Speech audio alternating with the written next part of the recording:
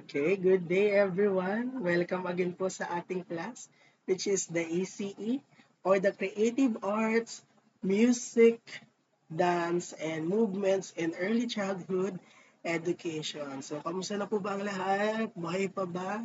Bakit? Charis. Okay, so second time na po natin hindi nakamit, no? So that's why nag-prepare na po ako ng ating presentation. Even though na meron po tayo sa flexible learning po natin, na meron tayong mga rules na mag-online class po tayo. Pero yun nga lang po, since sa mga teachers po natin, nauna na po sila na scheduled po para po sa ating online class. Okay?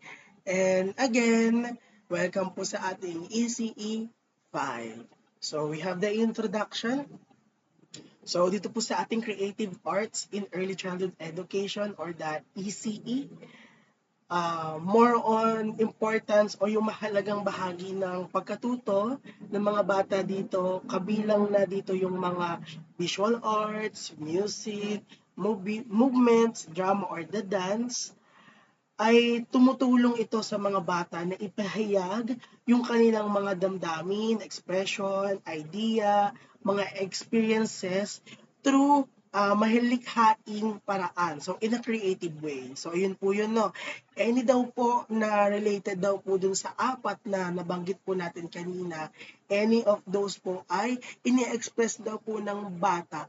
Depende daw po dun sa pagkatuto daw po nila. At the same time, as teacher po, mag-a-add po tayo dito ng more on imaginative and creative way kung paano po natin ma-deliver po sa kanila yung mga ganong part. Okay? And of course, meron nga po itong what you call that? Yan, sa pamagitan ng sining po na tututo or tutuhan ng mga bata na magpahayag ng sarili, maging malikhain at paunlarin ang kanilang kaisipan. Nandiyan po yung mga emotion, mga body, at yung pakipag-socialization po natin and at the same time, communication po natin sa others. And hindi lang po ito tungkol sa pagiging magaling pong umacting, yung mga drama. At the same time po, hindi lang din to about sa pagbibigay sa kanila ng mga kalayaan tuklasin na gumawa po sa mga activity. At the same time, doon po tayo as teacher na magbibigay po sa kanila ng mga ideas kung paano po ba nito ma-deliver ng mas angkop po doon sa kanilang learning style or doon sa kanilang stages. Ang papel po natin dito as teacher ay importante. Bakit po? Dahil dapat silang maging creative sa kanilang imagination. Siyempre, paano ba magagamit nila yun kung hindi po natin sila tutulungan? In general po, sa kabuuan ng creative arts ay hindi lang po basta subject. Ito ay part po ng kanilang holistic development. So, paano po ba? Kasi pag sinabi natin holistic development, alam po yung physical, mental, emotional, socialization, at yung tinatawag po nating religion. O yung pagiging spiritual, I mean, na related po yung ating religion. So, meron daw po tayo ditong apat. The first one is the movement or gross motor creative movements. Okay? So, the first daw po natin is structured and structured and unstructured physical activities that encourage children to explore space, body control, and rhythm through intentional movement. Example in practices, free from movement to music, or much better na we say na more on movements lang po siya, the locomotor and the locomotor. Okay? Action song with gesture included. So, head, paa, tuhod, balikat, pulo. Obstacle course, of course, yung mga mini games po na pwede.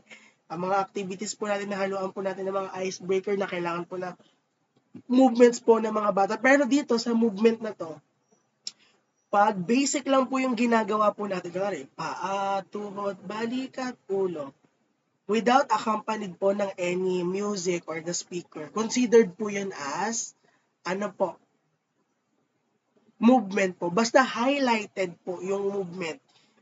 Kung ano po yung pinaka dapat matutuhan po natin doon sa pinapagawa natin.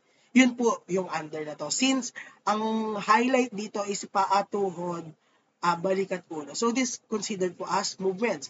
And yung mga obstacle natin, more on movements games po yan. Considered po yan as movement po natin. Okay? Yung mga yoga, exercises, warm-up activities po natin. So, part of it po, no, kasama po yan sa ating mga movements.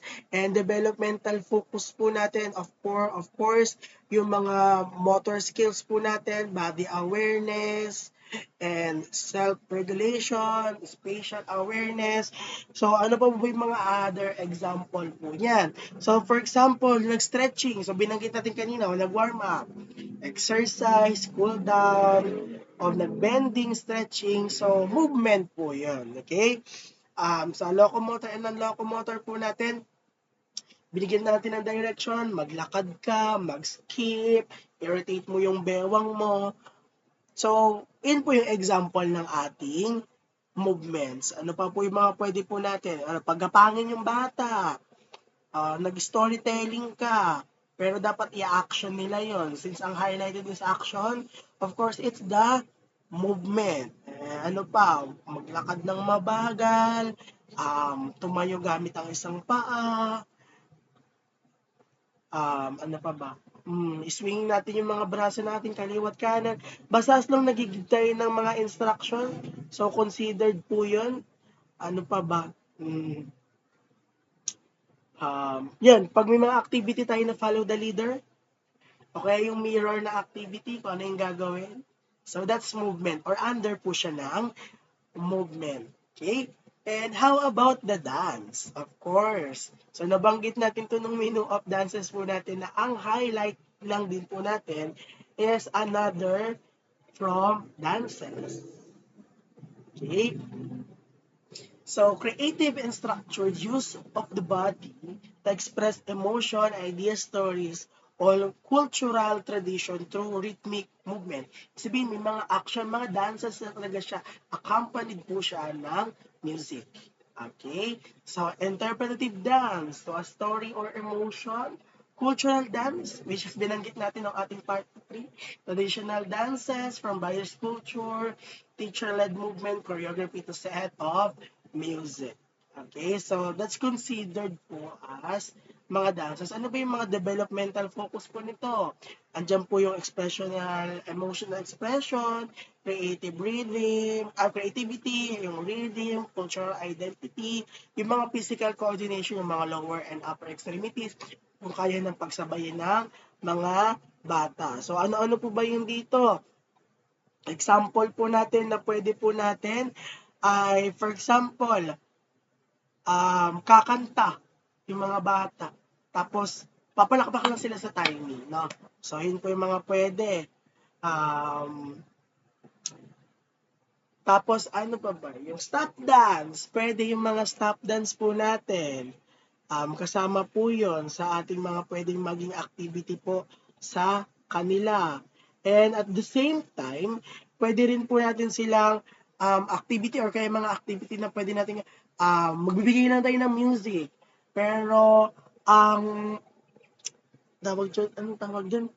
Magbibigay tayo ng music and pag kikreate natin sila or pag-invent po natin sila ng mga kanya-kanya mga steps or kung paano po nila i-interpret po yan. At the same time po, pwede rin naman po sa mga simple performance with coordinated po ng step po sa mga various activities. No, pwede po yun kapag kunwari motivation and so on. Okay? So, pwede po yun. And, meron pa bang next? I think meron pa.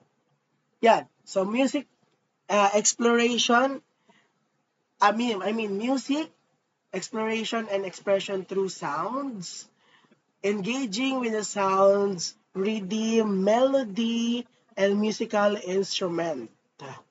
To support listening, to support listening, expression, and creativity. So, next natin, of course, is the music. So, pag sinabi po natin music, of course, ito yung usual na mga naririnig po. natin talaga or ginagamitan po ng music.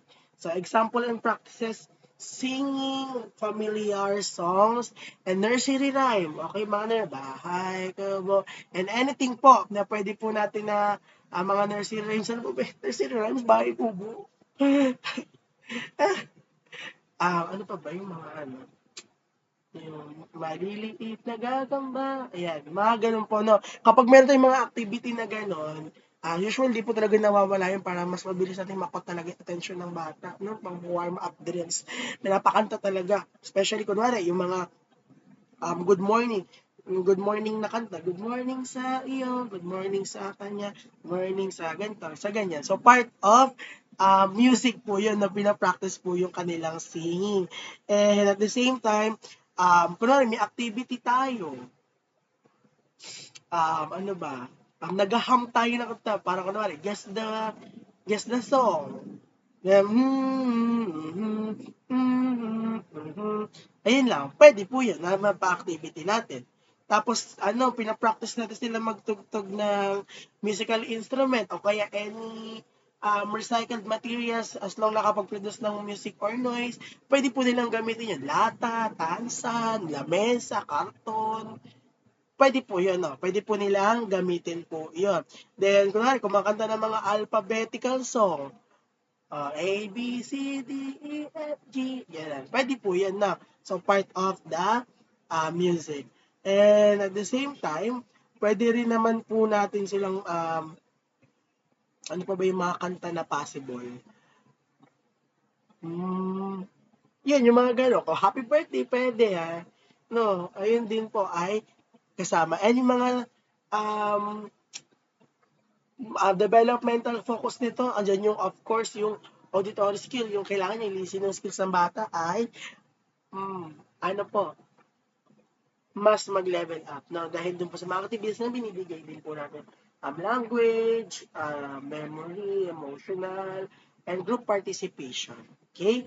And visual arts or the arts 2D and 3D. Pag sinabi natin 2D is more on flat. 3D or may mga shadow na. So gagawa tayo dito ng mga binanggit ng mga paper mache. So mga 3D na po yun usually. Yun talaga yung visible talaga na gagawa ng palayok, ng sombrero, ng bulaklak, na based sa mga orientation po natin. So, creating visual representation using various materials, texture, and techniques to explore ideas, emotion, and conceptual. So, ito din yung mga different materials na binanggit natin. Ang gagamitin lang natin dito ay more on recycled materials lang din. So, example dito is drawing, painting, collage, clay modeling, mixed media art based on the themes or the stories. Ito yung mga drawing, of course. Kasama dyan yung lapis lang, painting, watercolor, o collage through the magazine, clay modeling, yung mga papers na gamit, mixed media, sa mga baka magpagawin ko kayo dito ng mga um, paggagawa tayo ng mga stories, kayo yung gagawa mismo ng graphics ninyo, ng mga coloring and so on. Basta exploring of color, shape, patterns, and texture po siya. Basta as long na related po dun sa arts. Pero again, ang focus lang din po natin dito is yung mga dance equipment po natin and yung mga attire po natin sa darating po nating mga culminating.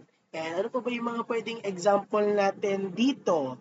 Nagbigay si teacher ng crayons.